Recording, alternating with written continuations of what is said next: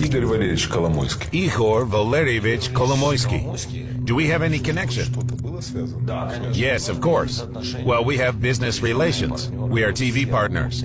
We all work for these. How many? 5 or 6 families. 5 or 6 families. Was I rewatching The Godfather just now? As if Zelensky is talking about the mafia. And it seems to be true. Igor Kolomoisky is a billionaire and an oligarch. Currently is under investigation by a U.S. federal court for money laundering. Back then, he was a figure of importance, even across the ocean. In 2014, Kolomoisky becomes the uncrowned king of Ukraine. Not only the governor, not only the ruler of Ukernafta,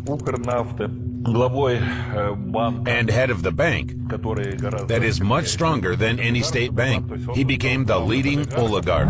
8 years ago, why was it decided to make Kolomoisky the key player in the operation to bring Zelensky to power? In 2015, Petro Poroshenko nationalized his main assets, such as the Ukernafta company and later private bank.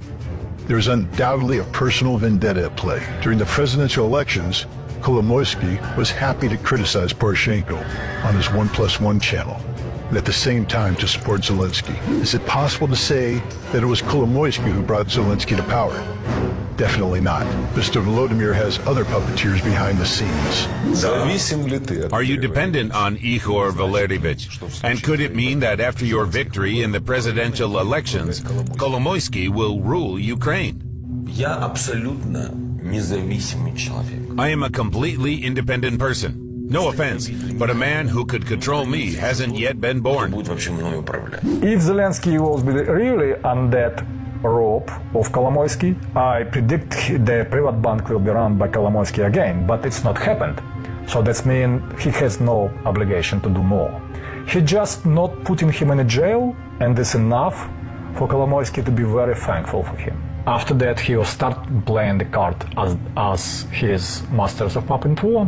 By the time Zelensky came to power, these puppeteers had already provided him with a financial cushion. It's doubtful that anyone remembered his earnings from the movies. Regarding Zelensky and his inner circle, it is also important to take into account all the manipulations and financial frauds that characterize this team. Firstly, Zelensky concealed some parts of his stakes in companies before the presidential elections. And then, in particular, his mentor Kolomoisky used them for money laundering. Empty words? By no means. As I mentioned, we will operate with facts.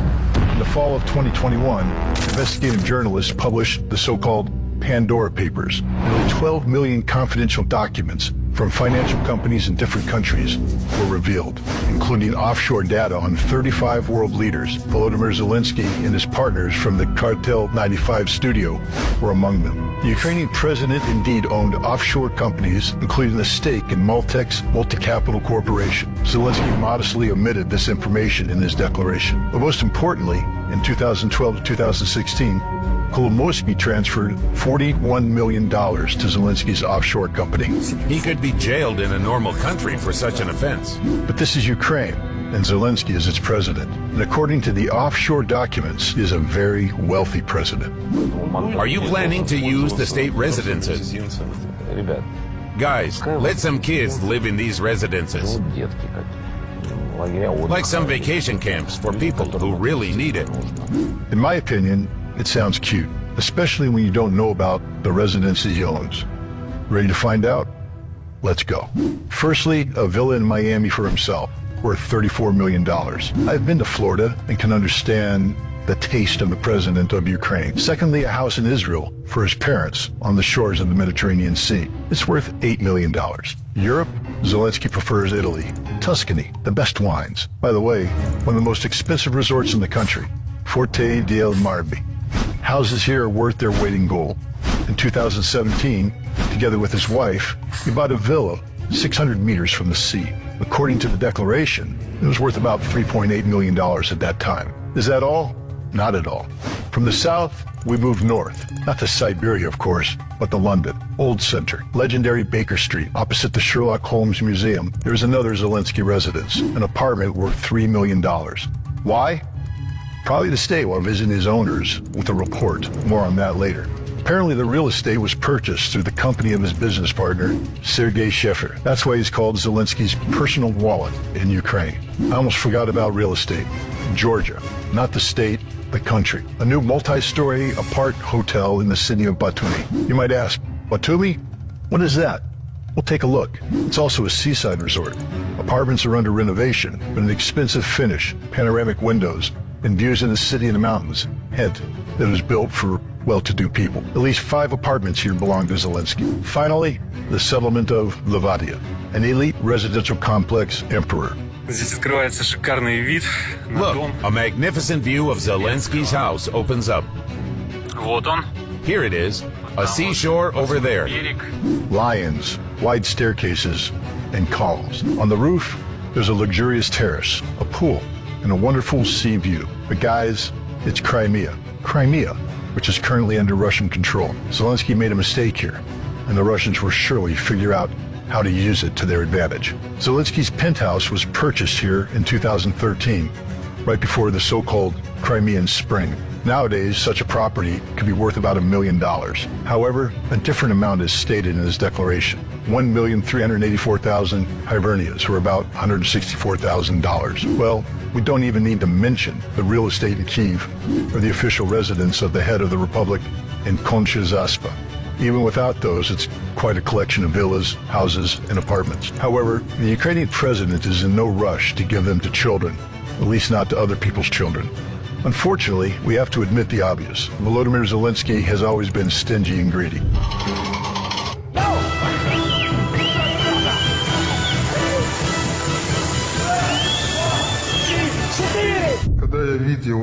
When I saw this person running between tables and collecting tips, roughly speaking, making compliments with an ugly smile, right from that moment, he disgusted me.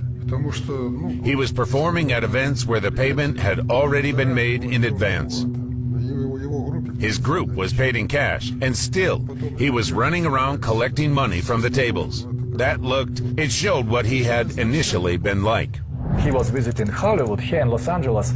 He privately requested for meeting with and some kind of arrangements to meet and have a dinner with the famous Hollywood stars like Leo DiCaprio or others. In private, not through the protocol. As a president, already sitting president who wants to private dinner with a great star. This is telling a lot about his greed, about his ego. Actors are forgiven for having villas worldwide and making big money.